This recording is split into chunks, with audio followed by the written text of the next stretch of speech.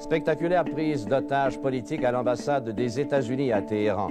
Plus de 400 étudiants islamiques ont pris d'assaut ce matin l'ambassade américaine dans la capitale iranienne et détiennent en otage 90 Américains réclamant l'extradition immédiate du Shah d'Iran. L'opération a obtenu la caution des autorités islamiques et les assaillants déclarent que l'ayatollah Khomeini leur a accordé son appui. Les témoins ne rapportent aucune victime et jusqu'à maintenant, les occupants sont déterminés à ne pas quitter les lieux.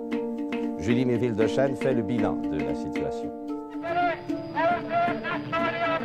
Les haut-parleurs hurlant des slogans anti-américains entrecoupés de versets de Coran, des banderoles réclamant l'extradition du Shah d'Iran, des portraits de l'ayatollah Khomeini.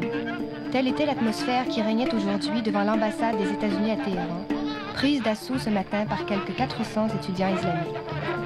Les objectifs de l'occupation et de la prise d'otages, obtenir l'extradition du Shah d'Iran, actuellement hospitalisé à New York et souffrant d'un cancer, pour qu'il subisse son procès devant le tribunal révolutionnaire d'Iran, et montrer l'inutilité des relations du gouvernement iranien avec les États-Unis.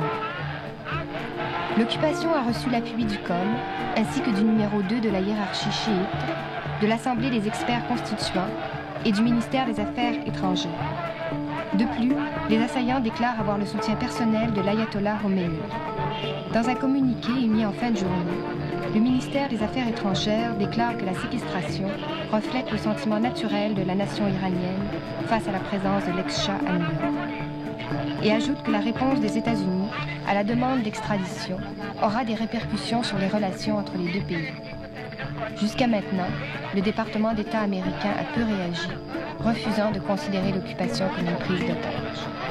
Ici Julie Méville-Dechaine.